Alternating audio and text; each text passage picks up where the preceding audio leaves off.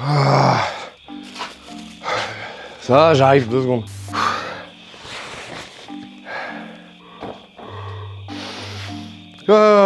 Bonjour à toutes et à tous. Il manque des trucs sur la table. Allez, ça. Si vous êtes en train de regarder cette vidéo, c'est parce que vous avez vu le sujet et que vous aussi, vous vous posez la question de quelle est la différence entre les scorpions et les araignées. Parce que quand on les regarde, ils sont complètement différents. C'est-à-dire que, sincèrement, si je compare ça à ça, bah, quand on regarde, on se dit, ok, quel est le lien de parenté? Enfin, il y en a un qui a un aiguillon au bout du prolongement du corps, qui a des pinces. Les araignées qui n'ont rien de tout ça et qui ont des crochets à venin. Très honnêtement, c'est vrai que ça peut porter à confusion. Et quand on y réfléchit, vous allez voir, c'est très simple. Donc pour comprendre tout ça, il faut remonter un petit peu dans le recovge. Le recovge, c'est une notion que j'aborde énormément et que vous entendrez très souvent si vous faites un peu de biologie animale. C'est l'acronyme de règne, embranchement, classe, ordre, famille, genre, espèce. Recovge. C'est comme à l'armée, PP, garde cocom, FOMEC, blot, etc. C'est des acronymes qui nous permettent de retenir facilement des notions et donc d'adopter des réflexes de pensée. Eh bien, il y a 2 grands groupes qui se séparent, qu'on va appeler les vertébrés d'un côté et les invertébrés de l'autre. Alors, qu'est-ce que c'est? Rapidement, parce que c'est important de vous parler de ça.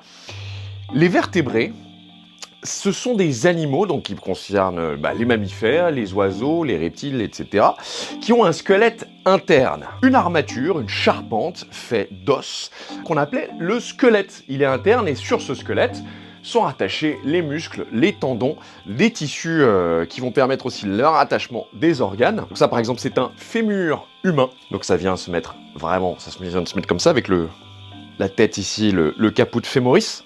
Et si ça c'est un fémur, on va retrouver forcément les vertèbres. Ici on a des vertèbres de vache. Donc tous ces ornements, donc toute cette charpente ostéologique va constituer l'une des caractéristiques principales des vertébrés. On a une peau qui recouvre ce squelette. Mais alors, comment ça se passe pour les invertébrés? C'est là que ça devient compliqué. D'ailleurs, invertébré, moi, j'aime pas ce mot, parce que invertébré, ça regroupe, logiquement, quand on y pense, tous les animaux qui n'ont pas de squelette interne.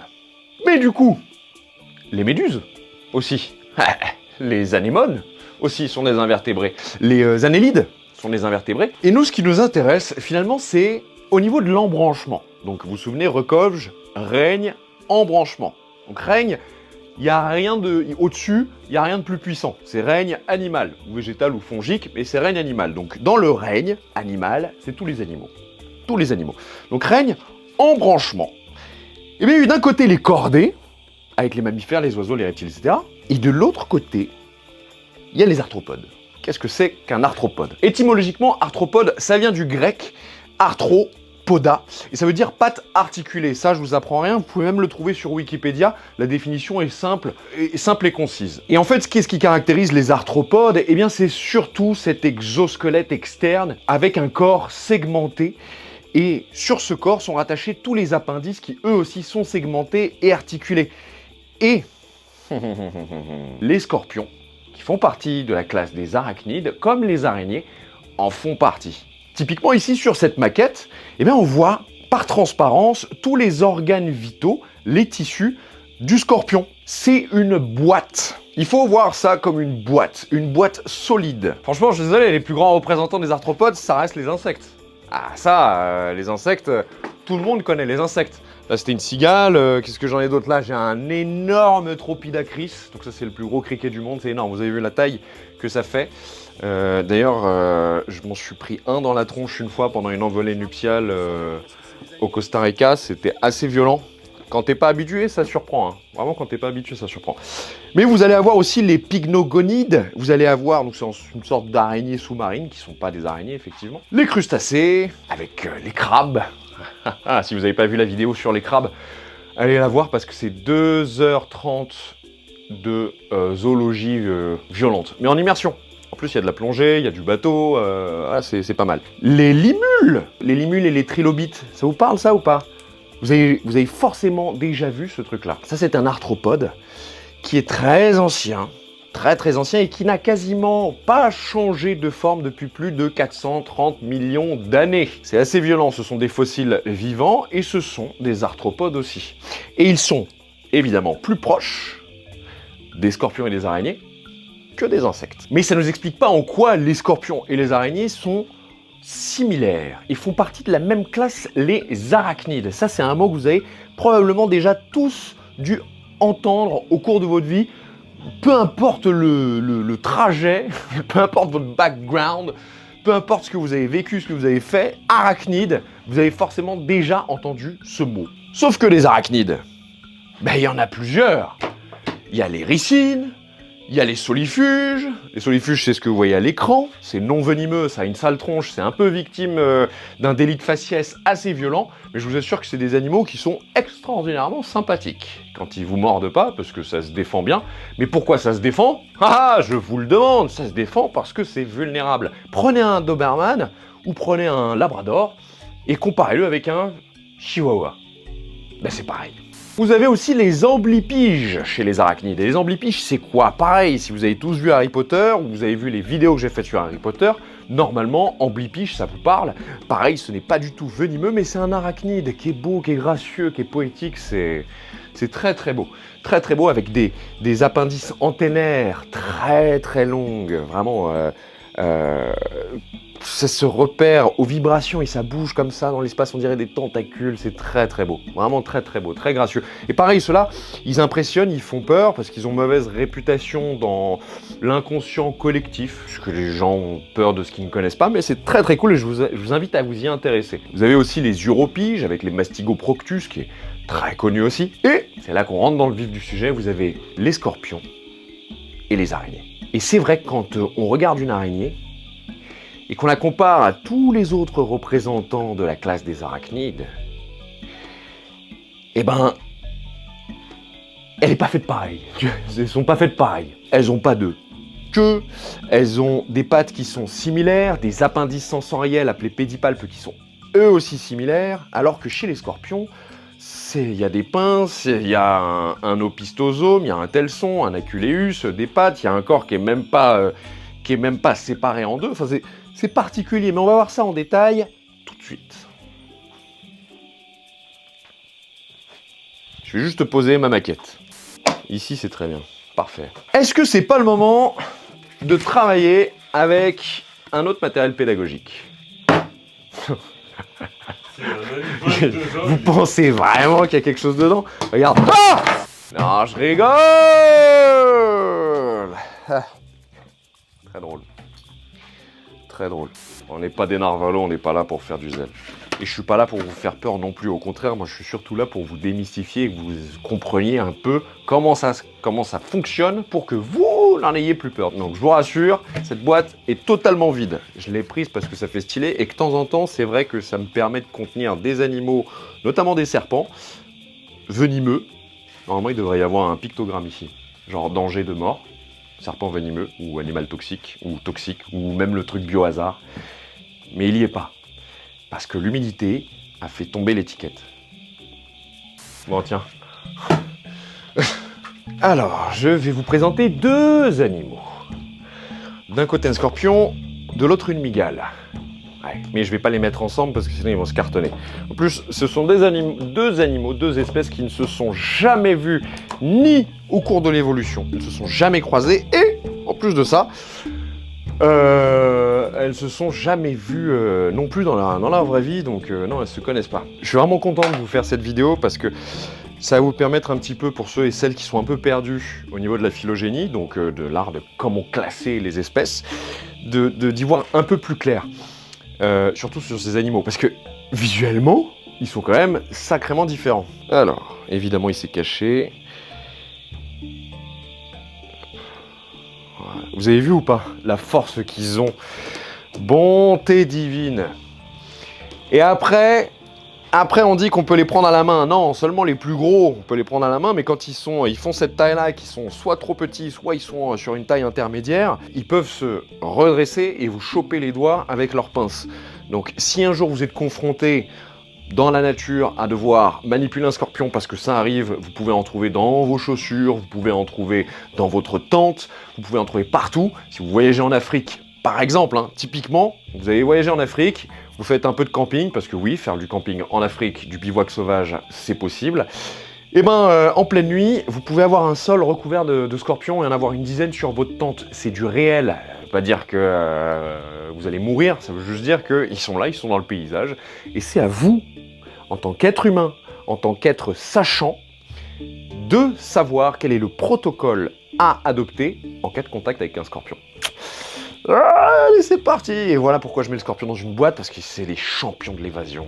Donc ici, vous avez un Heterometrus cyaneus. C'est un scorpion de la famille des scorpionidés que vous allez pouvoir retrouver en Asie du Sud-Est. Maintenant, je sors la mygale, un peu plus délicat. Avec celle-ci, voilà. Et cette mygale, c'est une Tliltocatle albopilosus, une mygale du coin, donc Amérique centrale, qu'on va trouver du Honduras jusqu'à la frontière nord avec le Costa Rica. Ici, à cette distance, contenu de cette manière, ces deux animaux ne risquent absolument rien, je vous rassure. Donc il faut bien comprendre que toutes ces manipulations sont possibles dans un cadre particulier scientifique et de vulgarisation scientifique, encadré par des professionnels. Ça fait 15 ans que je travaille avec les arachnides, toutes confondues, et j'ai travaillé donc dans la structure qui aujourd'hui me prête ces animaux. Et je remercie d'ailleurs le soigneur animalier qui est avec nous. Merci Thomas. Tu veux pas paraître? Non, ok, ça marche. Et je vous présente donc une mygale, un scorpion.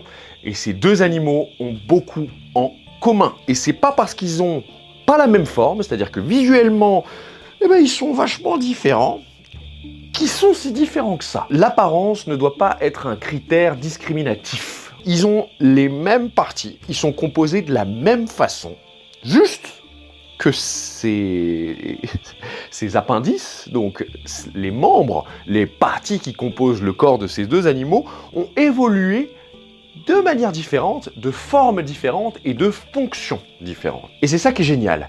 Et je commence à me gratter autour des yeux, et ça commence à me faire chier. Pour ceux et celles qui me connaissent, vous savez que je suis très réactif aux soies urticantes des mygales, et à chaque fois que je travaille avec des mygales du continent américain, ça me gratte partout. Les soies urticantes possèdent des enzymes protéolytiques qui ont un pouvoir, un potentiel urticant très très très violent, et surtout un potentiel allergène assez élevé, et selon les personnes qui travaillent plus ou moins longtemps avec ces animaux-là, ils peuvent, avec le temps, développer une sensibilité. Et moi, je fais partie de ces personnes qui ont développé cette sensibilité. Regarde comme c'est beau. Regarde comme c'est beau. C'est magnifique, c'est gracieux. J'enlève mes gants parce que, en fait, les scorpions, ils ont du mal, mais les mygales aussi, elles ont du mal à s'accrocher aux gants, c'est pas agréable, et comme je vais le manipuler sur ma main et que je veux pas qu'il tombe, donc là je peux me risquer de le manipuler à la main par la queue, pas trop longtemps parce qu'ils peuvent s'amputer. Hop, voilà. Je vais le calmer un peu, je vais le calmer parce que là il aime pas, il y a plein d'odeurs qu'il aime pas. Voilà. Les scorpions n'aiment pas la lumière, et forcément avec la lumière du jour, avec les lampes, les LED, et là, il en prend un peu plein la tronche. Alors, ça lui fait pas mal. En revanche, ils sont sensibles à la lumière parce qu'ils se repèrent grâce aux astres, à la lune. Ouais. Donc très sensibles à la lumière. Ça veut pas dire qu'ils se brûlent la rétine comme nous quand on fixe le soleil. Non, c'est pas comparable. Mais ça, ce sera dans une prochaine vidéo. Donc, quand je referme ma main comme ça, en fait, regarde, il se met en boule. Tu vois? Parce qu'il se sent un peu en confiance. Tu vois, il est conditionné. Tu vois? C'est-à-dire que je referme ma main tranquillement. Je le mets dans une petite cavité dans laquelle il peut se sentir en sécurité et surtout qui est à l'abri de la lumière. Tout à l'heure, je vous disais que les scorpions et les mygales, ils étaient composés pareil. Et c'est l'ensemble des arachnides qui vont être composés pareil. Chaque segment a évolué différemment. Quand on regarde les mygales, elles ont un corps composé en deux parties. La tête, qu'on avait appelé le céphalothorax ou le prosome, et l'abdomen qu'on va appeler l'opistosome. Ces deux parties sont séparées par un pédicelle, c'est-à-dire une espèce de tubulure très très fine qui relie ces deux parties-là, avant et arrière. Les scorpions, eux, eh ben, leur corps entier est en une seule grande partie qui se termine par une sorte de queue qui s'appelle le métasome. Au bout de cette queue, au bout de ce métasome, qui n'est pas une queue du tout en fait, hein, ce métasome, il est vraiment comparable à l'abdomen des mygales. Au bout de ce métasome, il y a le bulbe qu'on va appeler le telson, donc c'est le dernier segment du corps d'un scorpion sur lequel est rattaché l'aiguillon, l'aculeus. Et dans ce telson, il y a la glande à venin. Dans les mandibules du scorpion, parce que les scorpions ont des mandibules, il n'y a pas de venin comme chez les mygales. En fait, c'est ça qui est génial, c'est qu'on a tendance à penser que les mygales, à cause des films, hein, peuvent piquer par l'arrière du corps, alors qu'en fait elles mordent par l'avant. Et les scorpions, eux, n'ont pas de venin à l'avant, mais ils piquent avec l'arrière du corps. Ça, c'est génial. En revanche, tous les deux vont avoir 4 paires de pattes locomotrices.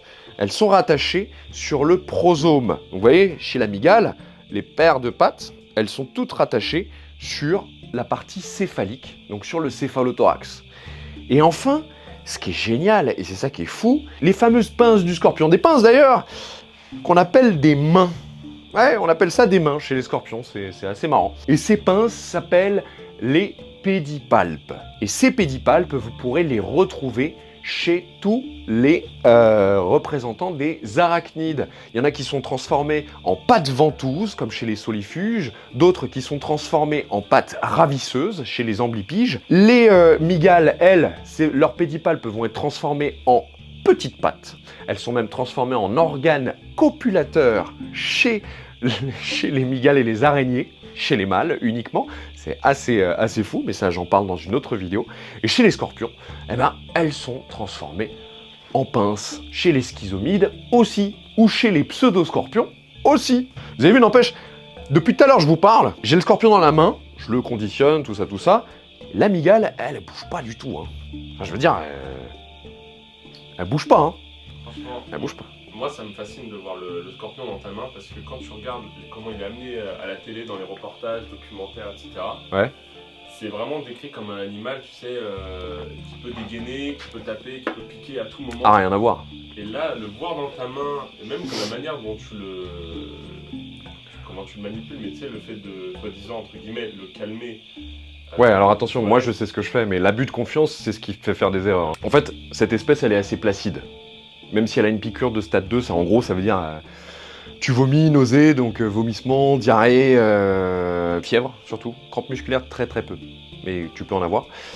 T'as d'autres scorpions, et souvent ceux que tu vois dans les reportages animaliers, c'est souvent soit les plus gros, parce que c'est très vendeur, soit les plus offensifs. Donc en gros, les androctonus, les butus, les parabutus, etc. Donc soit les scorpions de la famille des scorpionidés comme celui-ci, soit la famille des butidés, où t'as les scorpions les plus toxiques. En fait. Et en Afrique du Nord, où ce sont les plus offensifs. Et dans les reportages, c'est vrai qu'on nous montre très souvent donc ces animaux-là agressifs, monstrueux, prêts à dégainer, hyper réactifs, parce que c'est ce qui vend le plus. C'est ce qui vend le plus. Alors il y a une différence qui est magnifique entre les scorpions et les araignées qu'il faut que je vous montre avant de passer aux araignées. Et pour ça, il va falloir qu'on éteigne toutes les lumières. Et comme on va éteindre toutes les lumières, je vais quand même conditionner la mygale avant. Parce que la base, c'est quand même d'avoir toujours un œil dessus. Alors, voilà. Et voilà. Ah, normalement, vous voyez pas grand-chose là. Hein. Ah ouais, ça vous embouche un coin. Hein. Attends. Ah, voilà. Normalement, c'est bon. Les scorpions, ils ont une protéine qui réfléchit la lumière. Ils ne sont pas bioluminescents, ils ne sont pas phosphorescents, ils sont fluorescents. Et là, je vais te demander d'éteindre cette lumière. Attention. Hop là! Waouh! Comment c'est magnifique! Ça, c'est l'une des caractéristiques des scorpions. Alors, vous ne me voyez pas, parce que c'est une longueur d'onde particulière qui est comprise entre 380 et 420 nanomètres. J'éclaire ce scorpion avec une lampe spéciale, une lampe à lumière noire qu'on appelle une lumière de Wood. ou la woodlight, tout simplement. Et en fait, ce que vous voyez, c'est tout simplement la réaction de la cuticule des scorpions à la lumière de wood. Et alors, il y a plein de recherches et d'études qui ont été faites sur cette réaction, sur ce phénomène physiologique. En revanche, on n'a pas de réponse universelle. Une réponse universelle, c'est-à-dire que c'est une réponse qui est prouvée par la science et sur laquelle s'accordent tous les scientifiques ou tous les naturalistes. En revanche, la théorie, qui pour moi est la plus exacte dans l'état des connaissances actuelles, c'est que, je vous l'ai dit tout à l'heure, les scorpions se repèrent grâce aux astres, et comme ils sont exclusivement nocturnes en plus, ils ont des capteurs qui sont très sensibles à la lumière. Sauf que, ils sont censés se repérer à la lumière des astres, donc la lune, les étoiles, dans la nuit. Et ils sont pas censés avoir une lumière de wood avec autant de nanomètres plantés comme ça sur la tronche. Donc forcément, leur cuticule renvoie cette lumière, surtout lorsqu'elle est concentrée. Et regardez, j'éclaire la mygale, il se passe rien. Hein. Et même un scorpion mort va aussi renvoyer cette lumière. Regardez. Là, on a deux individus. Vous voyez ? Lui, il est naturalisé. Et lui, il est encore vivant. Il n'y a pas que les scorpions qui sont fluorescents dans la nuit. On va peut-être rallumer la lumière. Une première fois. Ah ouh. Il n'y a pas que les scorpions qui sont fluorescents. Les solifuges, certaines espèces de solifuges sont tout aussi fluorescents. Il y a des diplopodes qui sont fluorescents, donc c'est des petits mille-pattes. Il y a plein de choses. Et ce qui est drôle, ce qui est assez marrant, c'est que toutes ces espèces-là sont nocturnes et sortent la nuit, sous les mêmes conditions.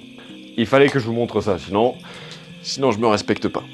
Alors, donc, où j'en étais ? Ah oui. Mais si les mygales, elles ont bien deux parties distinctes, donc céphalothorax, abdomen, qui sont visuellement bien différenciables, on peut le voir. Et chez les scorpions, c'est un peu moins évident, je vous l'accorde. Mais quand on le regarde, et là normalement vous devriez le voir, parce qu'il se met à bouger, il se déplie, c'est bien. Eh bien, ce qui correspond au céphalothorax, donc chez les mygales, c'est cette petite partie-là, juste ça, ici là. Donc c'est ça le prosome chez les scorpions. Vous avez vu, je l'aime pas, il a levé les pinces, ah, qu'est-ce que c'est que ça ? Tout va bien, c'est pince contre pince, c'est une pinceception. Donc ça, c'est le céphalothorax. Mais alors qu'est-ce que c'est que ça ? Tout le reste ? Eh bien, c'est l'abdomen, ou plutôt l'opistosome. Donc il commence à cet endroit-là, et vous avez cette partie-là avec tous les segments, toutes les tergites qui sont ici, qu'on va appeler le mésosome, donc le zome moyen, le segment moyen, et le métasome, qui constitue la queue, entre guillemets, qui est ici. Mais toute cette partie-là, tout ça, c'est l'opistosome. Toute cette partie-là, chez le scorpion, ça correspond à l'abdomen chez les mygales. Tout simplement. Et pour couronner le tout, vous avez vu qu'au bout du métasome, il y a un aiguillon, un taleçon. Mais chez les mygales, et ça, je vais la prendre sur les mains, mais je vais la calmer un petit peu. Vous voyez, n'empêche, les animaux, quand on leur fout la paix, ils sont tranquilles. Là, elle s'est mise à bouger uniquement parce que je l'embête, mais sinon, elle bougeait pas. Hein. Aucun intérêt de bouger. Bouger, c'est consommer de l'énergie. Alors pareil, les mygales, il faut faire très attention parce que là, si elles tombent, rien que la hauteur là, ici, elle peut se faire très très mal. Mais à la fin du corps des araignées et des mygales, vous avez un organe, enfin plusieurs organes, ce qu'on appelle les filières. Non, chez les mygales et les araignées, il n'y a pas de dard à l'arrière, il y a des filières. Et ces filières, ça sert à quoi ? Est-ce que je vous ai déjà dit que la soie, donc la matière, elle ne peut être produite que par les insectes et les arachnides, par des glandes spécialisées qu'on ne retrouve que là, qu'on appelle des glandes séricigènes, donc en gros productrices de soie. Et pour ça, il faut des organes. Et l'organe des mygales qui produisent de la soie, ce sont les filières. Et je ne sais pas si vous voyez ce que moi je vois, mais ça, c'est de la soie de mygale qu'elle produit en continu grâce à ses filières.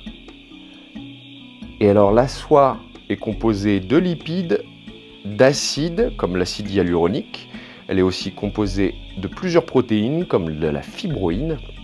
Et elle est capable, les araignées sont capables de la produire en continu dans la limite des stocks de nutriments disponibles. En gros, mieux elle est nourrie, plus elle tisse. Et ça, c'est une des caractéristiques des araignées. Les araignées tissent de la soie. Les scorpions en sont incapables. Et voilà, c'est la fin de cette vidéo de Animaux Mode d'emploi, un format pur zoologique. J'espère que ça vous a plu. Si vous aussi vous avez des sujets de zoologie que vous voulez qu'on aborde, n'hésitez pas, ce sera avec grand plaisir de vous éclaircir certaines notions. Nous, c'est toujours un plaisir de réaliser ces vidéos. Si vous voulez en savoir plus sur les mygales, eh ben ça tombe bien! On a publié un livre qui s'appelle Prospérité, tome 3, Mygalomorphes, volume 1. C'est le volume 1 sur les mygales, et c'est le tout premier livre de zoologie contemplative, zoologie pure et histoire naturelle sur les mygales avec des photos.